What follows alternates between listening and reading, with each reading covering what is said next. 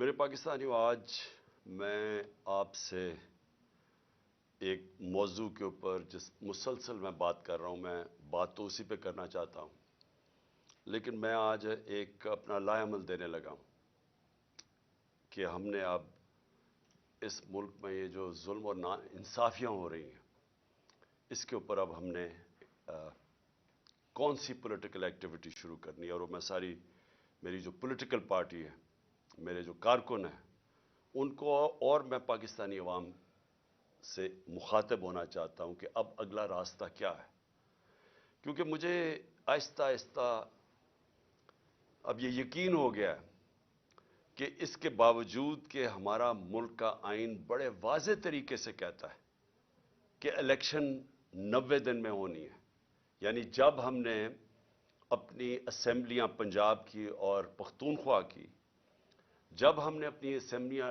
Dissolve کی، تو ہم نے اس نالج سے کی کہ پاکستان کا جو آئین ہے وہ واضح کر دیتا ہے کہ 90 دن کے اندر الیکشن ہونے ہیں۔ 91 دن کا مطلب یہ کہ جو بھی گورنمنٹ ہے وہ غیر آئینی ہوگی، یعنی یہ جو چیف منسٹرز کیئر ٹیکر کے اپوائنٹ کیے گئے ہیں، 91 دن ان کے اوپر آئین کی وہ شک لگتی ہے جس میں یہ آئین کی خلاف ورزی کر رہے ہیں، تو وہ ساری جو سزائیں اس کے ساتھ ہیں وہ ان کے اوپر لاگو ہوتی ہیں۔ اور اس کے اندر جو الیکشن کمیشن ہے، جو چیف الیکشن کمشنر ہے، اس کا جو رولز اب تک سامنے آ رہا ہے کہ اس کے باوجود کہ اس کو پتہ ہے کہ پاکستان کا جو آئین ہے وہ 90 دن کے اندر الیکشن کروایا تھا جب ہماری اسمبلیاں ڈیزالو ہوئی، تو نہ گورنر نے ابھی تک اس کے اوپر چلا ہے، دونوں گورنرز نہیں چلے، نہ الیکشن کمیشن اس کے اوپر چلی۔ اور جو سب سے حیرتناک بات ہے کہ الیکشن کمیشن بے بسی ظاہر کر رہی ہے کہ جی پیسے نہیں ہیں، وہ کوئی گورنمنٹ کا ادارہ میرے ساتھ تعاون نہیں کر رہا، کہ جی وہ کوئی کہتا ہے، ہر قسم کی ہم خبریں پڑھتے ہیں کہ جی پولیس نہیں ہوگی تو فوج نہیں ہوگی۔ تو میرے پاکستانیوں، یہ سمجھ جائیں کہ جس دن پاکستان کے آئین کے اوپر کوئی عمل نہیں ہوتا اور پاکستان کی جوڈیشری عمل نہیں کروا سکتی، یعنی جوڈیشری فیصلہ کرتی ہے کہ یہ ہونا چاہیے آئین، اور یہ آئین، کیونکہ جوڈیشری تو آئین کی انٹرپریٹیشن کرتی ہے، تو وہ جب ایک چیز سامنے رکھتی ہے کہ یہ واضح آئین میں، اور اس کے بعد کوئی بھی حکومتی کوئی بھی ادارہ ڈپارٹمنٹ یہ کہے کہ ہم جی اس میں تعاون نہیں کر سکتے، اس کے بعد ملک کا قانون ختم ہو گیا۔ اس کا مطلب یہ کہ جب آپ کے ملک کے آئین کے اوپر پاکستان کی عدلیہ عمل ہی نہیں کروا سکتی، تو یہ سمجھ جائیں کہ اس سے بڑی بربادی ایک ملک کی نہیں ہو سکتی۔ جنگیں ہار کے ملک بچ جاتے ہیں، پھر سے کھڑے ہو جاتے ہیں۔ ایٹم بم، 2 ایٹم بم کے بعد ایک ملک 10 سالوں میں خوشحال ہو گیا۔ بم، جنگیں، زلزلے یہ تباہ نہیں کرتے ملک کو۔ ملک تباہ ہوتا ہے جب اس ملک کا انصاف ختم ہو جاتا ہے، جب اس ملک میں رول آف لا ختم ہو جاتا ہے، جب اس ملک کے جو بنایا ہوا آئین ہے اس کے اوپر عمل ختم ہو جاتا ہے، اور جب ججز اپنی ججمنٹ سے ایک ملک کے اوپر امپوز نہیں کر سکتے۔ تو ہم آج ادھر کھڑے ہو گئے ہیں، ہم آج ادھر کھڑے ہیں کہ ہم تماشا دیکھ رہے ہیں۔ میں پولیٹیکل پارٹی کا ہیڈ ہوں، ہم انتظار کر رہے ہیں کہ کب 90 دن کے الیکشن کا کب شیڈیول آئے گا۔ ہم نے پھر سے میں کہتا ہوں کہ میں کوئی پاگل تو نہیں تھا کہ میں اپنی 2 گورنمنٹس گرا دوں، ڈیزالو کر دوں۔ ہم نے تو آئین کو سامنے رکھتے ہوئے ڈیزالو کیا۔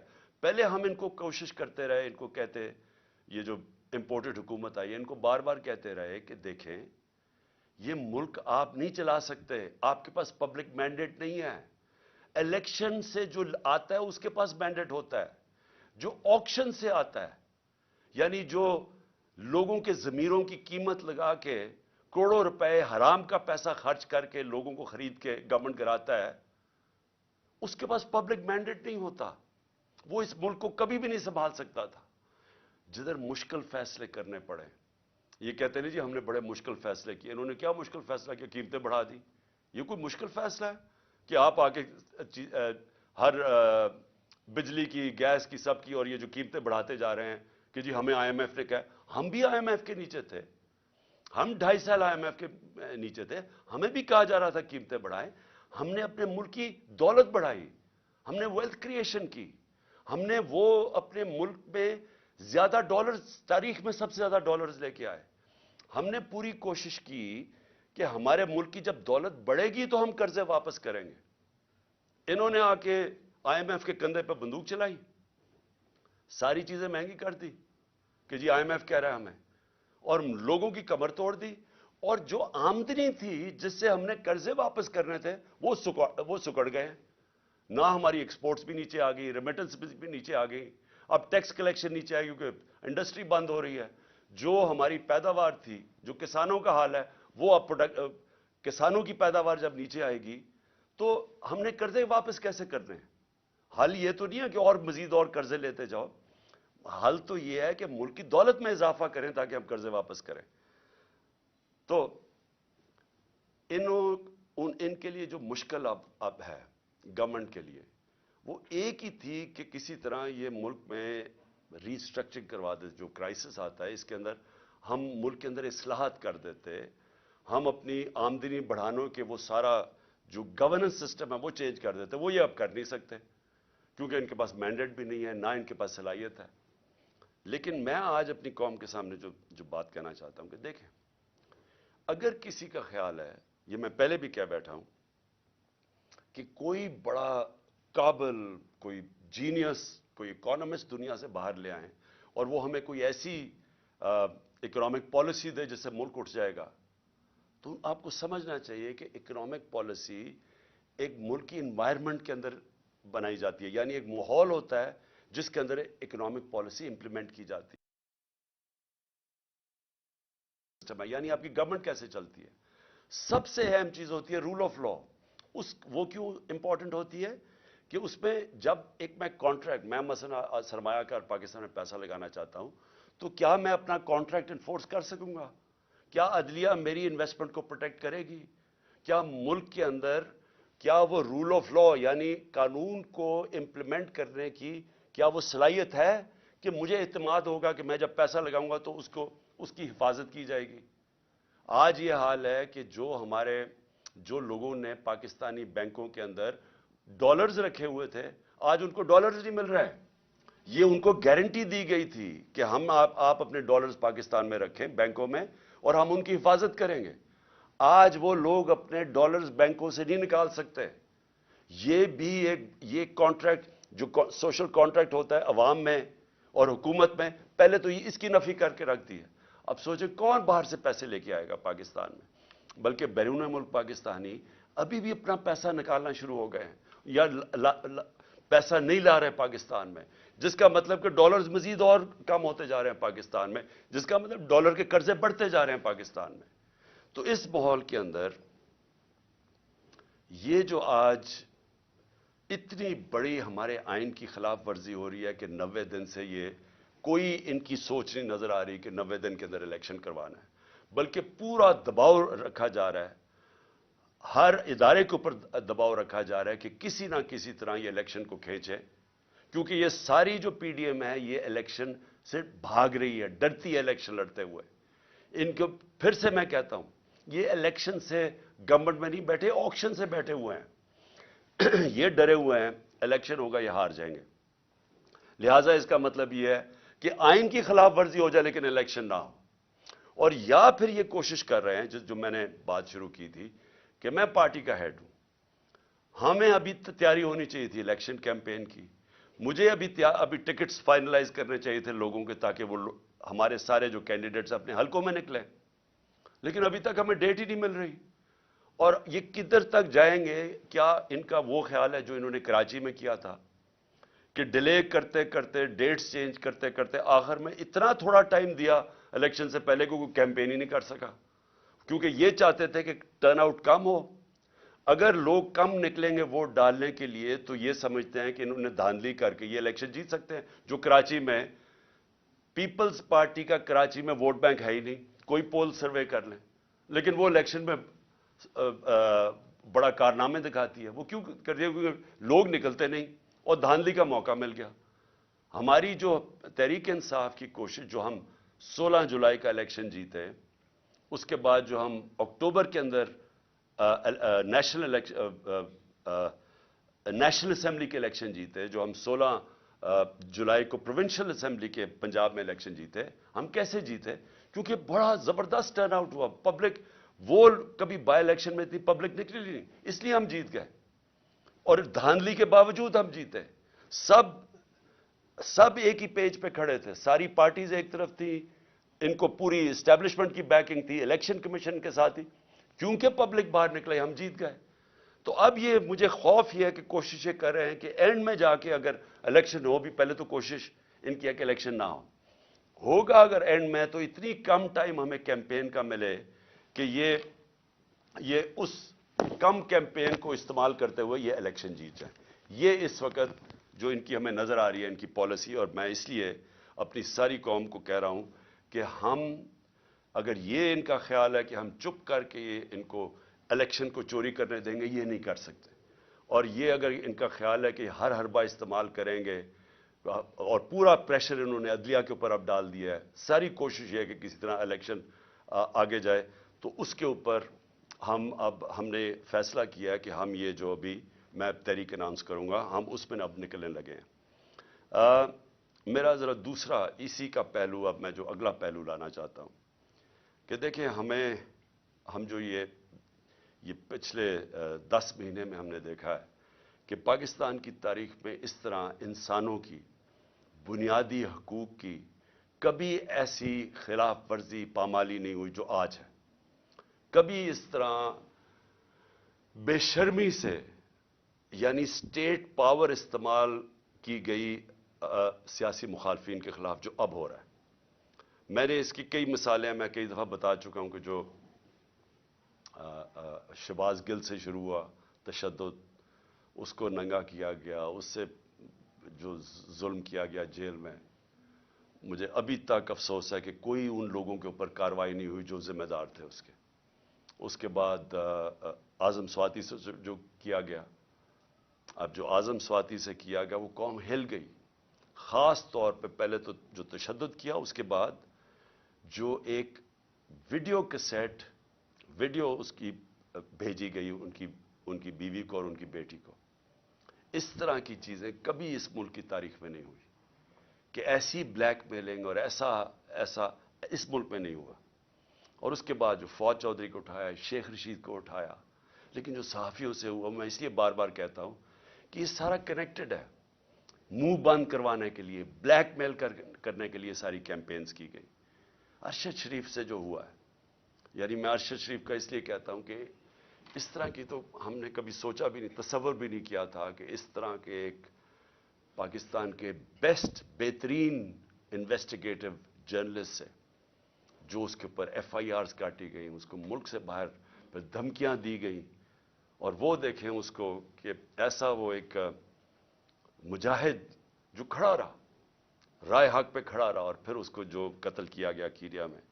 یعنی اس طرح کی میرے ہوتے ہوئے تو کوئی میں نے مثال نہیں دیکھی. حالانکہ میں نے جنرل مشرف کا مارشل لاء دیکھا، وہاں کبھی اس طرح کی حرکتیں نہیں ہوئی جو ان 10-11 مہینوں میں ہوئی. اور اس کے بعد میں اور بھی جمیل فاروقی، وہ جا کے بتا رہے ہیں کیسے ننگا کیا گیا، ٹارچر. کتنے سوشل میڈیا کے ایکٹیوسٹ، ینگ لڑکیوں کو تو دھمکیاں، لڑکوں کو جنہوں نے اٹھایا اور اس کے بعد ان کو کسی سیف ہاؤس میں لے کے گئے، وہاں مار دھاڑ کر کے اس کو واپس لے آئے. اور اس سے یہ سوچا یہ جا رہا ہے کہ اس سے یہ کنٹرول کر لیں گے ملک کو. جس طرح ہم بھیڑ بکریاں ہمیں مار مور کے تو ہمیں ساروں کو کنٹرول کر لیں گے. یہ سارا ہو رہا ہے اس کے پیچھے. میں اس کے اوپر خاص توجہ ذرا دینا چاہتا ہوں کہ میری جو جے آئی ٹی ہے، میں یہ اس لیے آپ کے سامنے رکھ رہا ہوں کیونکہ میں یہ بار بار لوگوں کے سامنے اس چیز کو لے آیا ہوں. اس سے پہلے میں صرف کہنا چاہتا ہوں کہ 13 کی رات کو ایک ملتان کے اندر پیپرز درج کروانے کا جو ٹائم تھا، اس ایک انسیڈنٹ ہوتا ہے، نون لیگ کے اور تحریک انصاف کے کارکنوں میں کوئی تھوڑی جھڑپ ہوتی ہے۔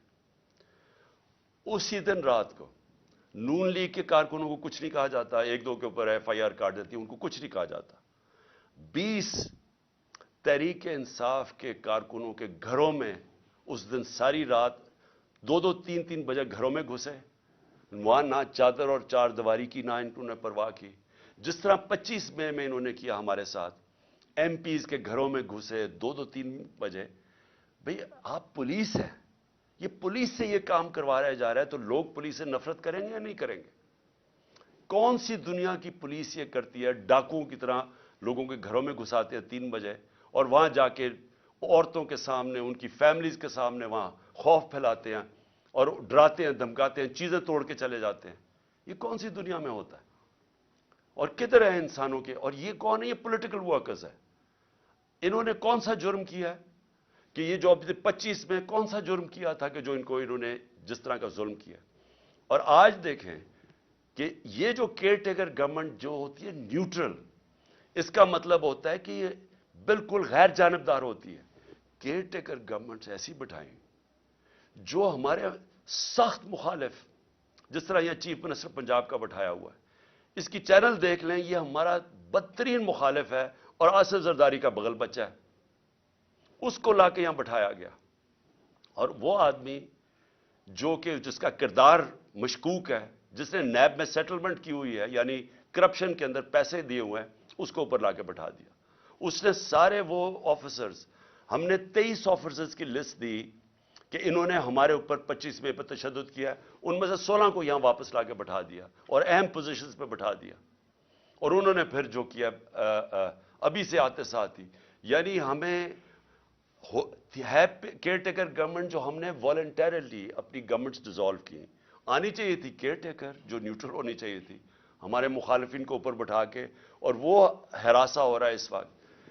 ہمارا علی سائی ہیں، میں ذرا ایک اور آپ کے مثال، علی سائی ہیں داماد چیف جسٹس پنجاب کے، لاہور ہائی کورٹ کے، اس کے اوپر پہلے کسی آدمی کو پکڑا، اس کو بند کیا، اس کے اوپر تشدد کیا، اس سے کیس بنایا اس کے خلاف، اور اب اس کو نیب میں بلایا جا رہا ہے۔ عثمان ڈار ہمارے وہاں سیالکوٹ کے جو ایم این اے کے ایسپرنٹ ہے،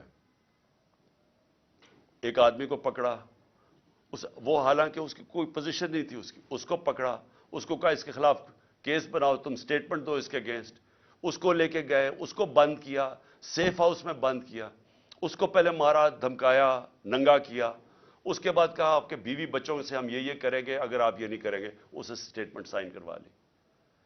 اور یہ صرف اور صرف کوشش ان کی کہ کسی نہ کسی طرح تحریک انصاف کو کمزور کیا جائے، ڈرایا دھمکایا جائے۔ اس وجہ سے میں وہ ابھی تحریک اناؤنس کر رہا ہوں اس کے بعد کہ ان کا جو آپ کا شوق ہے انشاءاللہ ہم آپ کا شوق پورا کر دیں گے۔ لیکن جو افسوسناک چیز ہے، میں یہ صرف اپنے کارکنوں کا اس لیے بتانا چاہتا ہوں کہ ایک تو یہ کیا کرتے ہیں کہ ان کے اوپر ظلم کرتے ہیں لوگوں پہ، پھر اس کی کہانیاں آتی ہیں ہمارے لوگوں کے پاس کہ جی یہ آپ کے اوپر ظلم کیا گیا تاکہ وہ باقی لوگ ڈر جائیں۔ ہمارے ایک ایم پی ہیں پنجاب کے، اس کو انہوں نے بلا لیا، ڈرایا دھمکایا، پھر اس کو اعظم سواتی کی انہوں نے وہ ویڈیو دکھائی جدھر اعظم سواتی کے اوپر تشدد ہو رہا ہے، اس کو دکھایا گیا کہ یہ تمہارے سے بھی ہوگا۔ اعظم سواتی کے اوپر جب تشدد کر رہے تھے تو اس کو کہہ رہے تھے عمران خان کو بتائے، اس سے یہ ہم کریں گے۔ یہ ہمارے وہ لوگ ہیں جو ہم پیٹ کاٹ کے جن ایجنسیز کو پال رہے ہیں، وہ یہ دھمکیاں دے رہی ہیں۔ پھر وہ شہباز گل اس کے بعد سارا وقت پوچھے کہ جی بتاؤ عمران خان نے نہیں، اس نے تمہارے خلاف سٹیٹ، یعنی شہباز گل سے میرے خلاف اسے لے رہے تھے، ایویڈنس لے رہے تھے کہ بتاؤ کہ عمران خان نے یہ کروایا تاکہ مجھے پھنسا سکے۔ جس کو یہاں سرکاری نوکروں کو انہوں نے جو پنجاب میں تھے جن کو اب او ایس ڈی کر دیا، ان کو بار بار پوچھتے تھے جی بچاؤ کوئی کرپشن ہے، کوئی انہوں نے کچھ کیا، کوئی انہوں نے پیسے لیے کوئی پوسٹنگ ٹرانسفر پہ۔ یہ آج حال ہے کہ کیونکہ یہ چاہتے ہیں کہ ہم اس کرپٹ ان کرپٹ لوگوں کو مان جائیں تو اس طرح کے حالات ہیں. لیکن میں جو سب سے جو ہم سب کے لیے ایک فکر کرنے والی بات ہے، میرے اوپر حملہ ہوتا ہے، ایکس پرائم منسٹر، وہ پہلے میں کہتا ہوں کہ یہ حملہ ہونے والا ہے، میں بتایا سب کو، میں نے میڈیا پہ گیا، لیکن جنہوں نے حملہ کیا وہ سارے اقتدار میں بیٹھے تھے. ایک ڈرٹی ہیری تھا، وہ بھی پاور میں تھا، اس کے پاس ساری اندرونی پاور ہے. دوسری طرف رانا ثناء اللہ اور شہباز شریف. اب جب مجھے پتا تھا کہ یہ ساری جو پلاننگ ہو رہی ہے، کیوں اس کے بعد ہمیں تو پوری خبریں آ رہی تھی اور اندر سے خبریں آ رہی تھیں کہ یہ ہونے والا ہے. تو جب یہ ہوا، جب میرے پر وہ وزیر آباد میں انسیڈنٹ ہوا، تو میں اس کے اوپر ہم کافی بات چیت کر چکے ہیں کہ انہوں نے ایک دم کہہ دیا کہ ایک شوٹر ہے. جو جے آئی ٹی بیٹھی اس نے تھوڑی دیر کے بعد ثابت کر دیا 3 شوٹر تھے. اس کا فرینزک تھا بھی، 3 جگہ سے گولیاں، وہ خول ملے گولیوں کے. اور وہ جو سارا بیانیہ تھا کہ ایک شوٹر نے اور دینی انتصاب پسند نے کیا، وہ سارا ختم ہو گیا.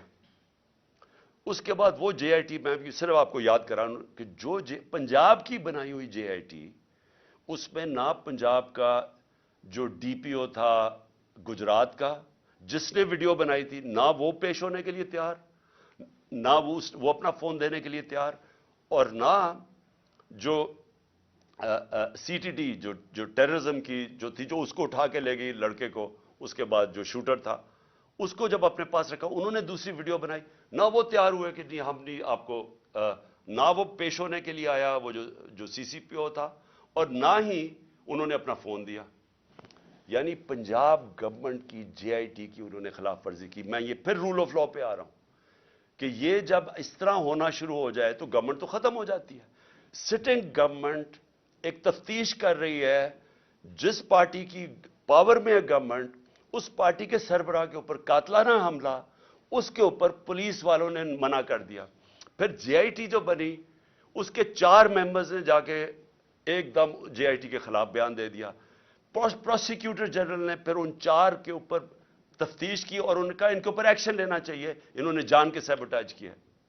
کس کے کہنے پہ یہ ہو رہا تھا؟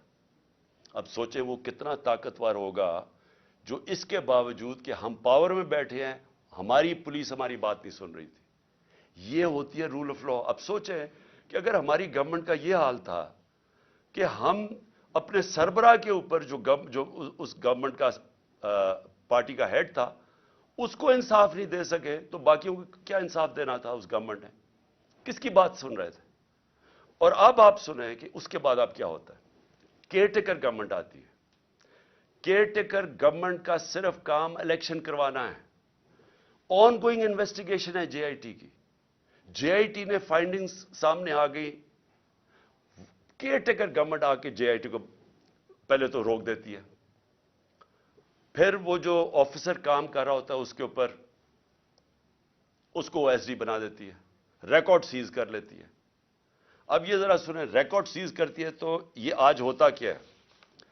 عدالت پہلے تو وہ جو جے آئی ٹی کی تفتیش ہو رہی ہوتی ہے، اس کے اندر جب وہ کیس لگتا ہے پچھلی باری، تو وہ کہتے ہیں جی ہمارے پاس تو ریکارڈ ہی نہیں، اور وہ ریکارڈ ہی نہیں دے رہا. اینٹی کرپشن کے نیچے جو اپنا آدمی اینٹی کرپشن کے اوپر یہ لے کے آتے ہیں، اپنے کا مطلب شہباز شریف کا آدمی، وہ ہمیں ریکارڈ ہی نہیں دیتا. یعنی جے آئی ٹی کو جو عدالت کے سامنے وہ ریکارڈ ہی نہیں دیتا جو اس کے پاس ریکارڈ پڑا ہوتا ہے.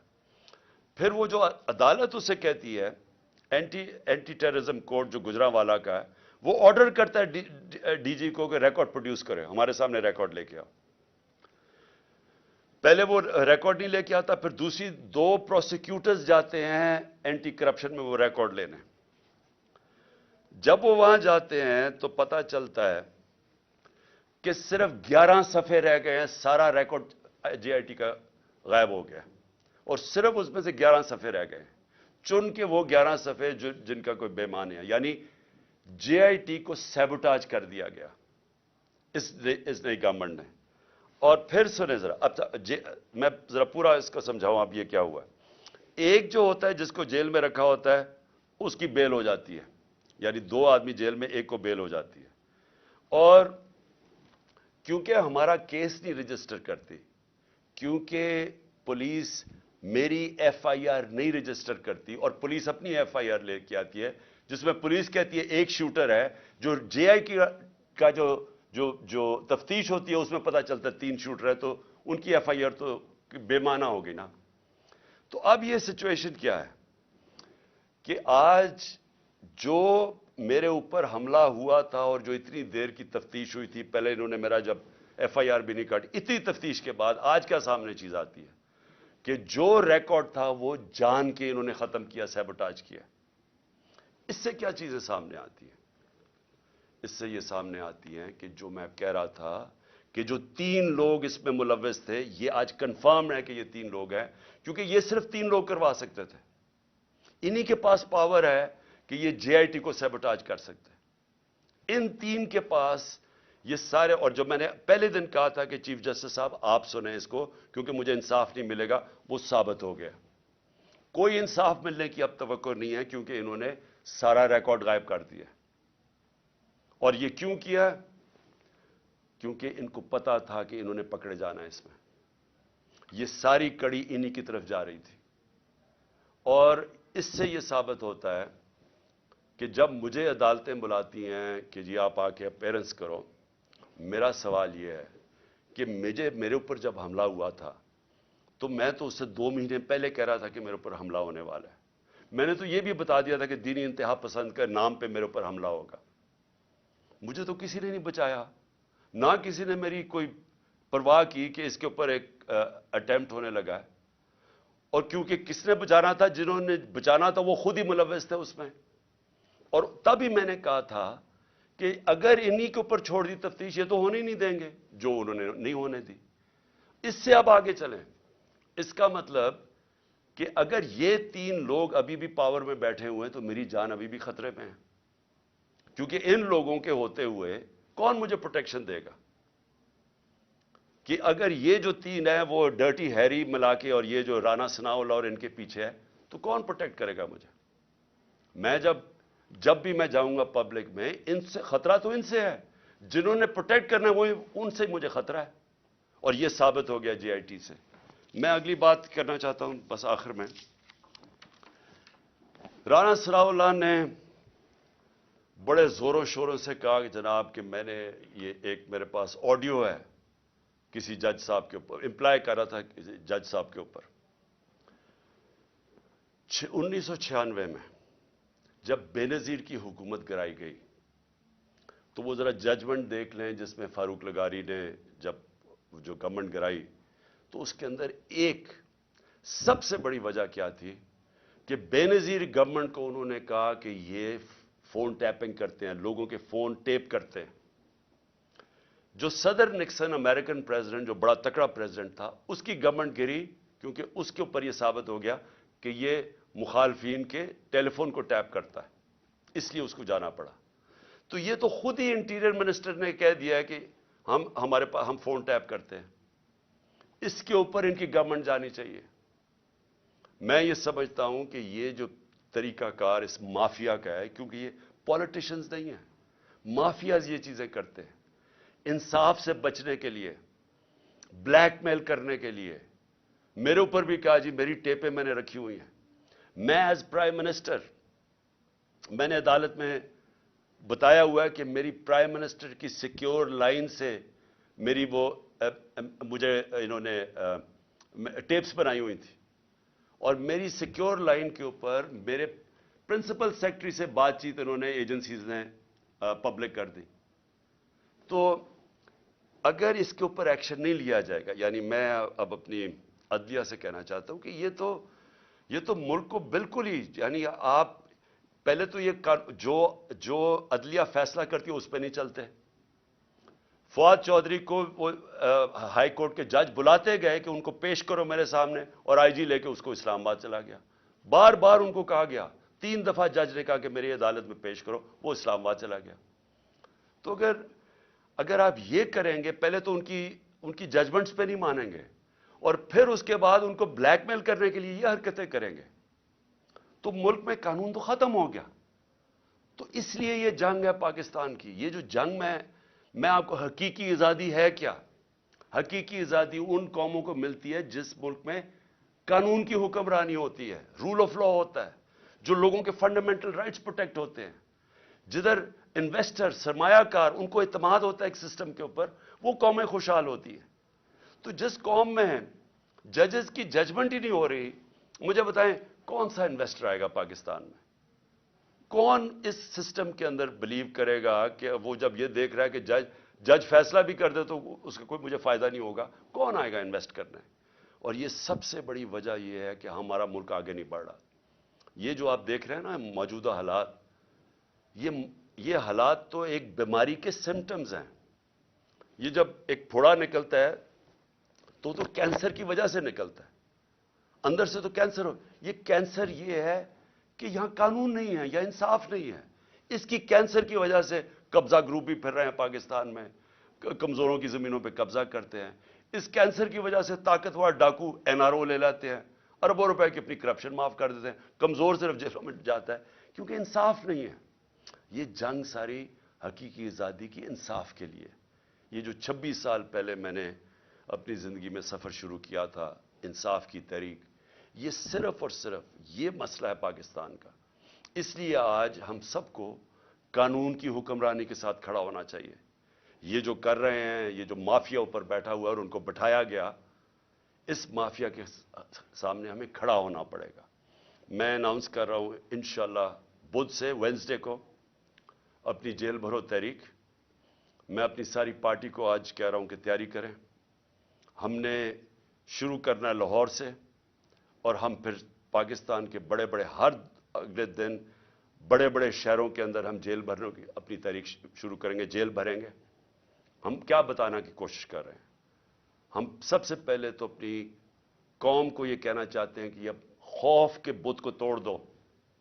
ये जो हम खौफ के सामने झुकते हैं, मैं सारों को बार बार वो मिसाल देता हूं कि कूफा के लोग सब जानते थे कि हजरत इमाम हुसैन राय हक पे हैं, लेकिन यजीद के खौफ की वजह से नहीं मदद करने आए। और वो आज तक, जब तक दुनिया रहेगी वो पछताएंगे, उधर के लोग पछताएंगे क्यों नहीं हम खड़े हुए। और इस्लाम की तारीख का सबसे बड़ा सानिया हमने होने दिया। वही आज हालात हैं। आज भी पाकिस्तान के अंदर हम डरे, ये डराते हैं हमें।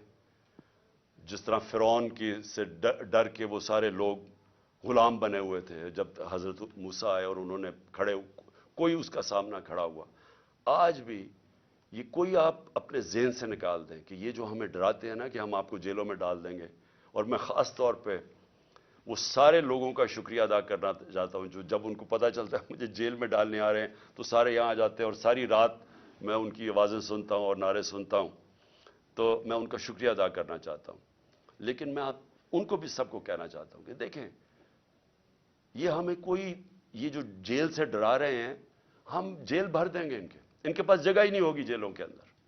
लेकिन ये तो नहीं होगा कि जेल के खौफ से ये हर किस्म का जुल्म करें इस मुल्क पे, चोरों को ऊपर मुसल्लत कर दें, चोर फिर हमें डराएं जेलों से, अवाम की कमर तोड़ दें महंगाई से। इनके पैसे बाहर पड़े हैं, इनको फर्क ही नहीं पड़ता, डॉलर्स में इनके पैसे पड़े हैं।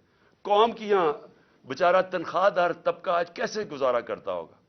ये अब इससे पहले ये जो अभी इन्होंने महंगाई की, अब ये जो मिनी बजट दिया है, इससे पहले अगर आपकी पिछले 1 साल पहले आपके बैंक में, बल्कि अप्रैल में 10 महीने पहले आपके बैंक के अंदर आपकी तनख्वाह थी, बैंक नहीं, आपकी तनख्वाह महाना 30,000 थी, आज सिर्फ वो 20,000 रह गई है। यानी आप आज सिर्फ वो 20,000 की चीजें खरीद सकते हैं। और अब एक और मजीद तूफान आ रहा है महंगाई का। जो आज महंगाई है, आज की शरह मेरे ख्याल में 30-32 थी, आज उससे भी ऊपर चली गई है, 38-39 पे चली गई है। इसका मतलब ये मजीद महंगाई अभी और बढ़ेगी। तो इनको तो फर्क ही नहीं पड़ता क्योंकि इनके पैसे बाहर पड़े हैं।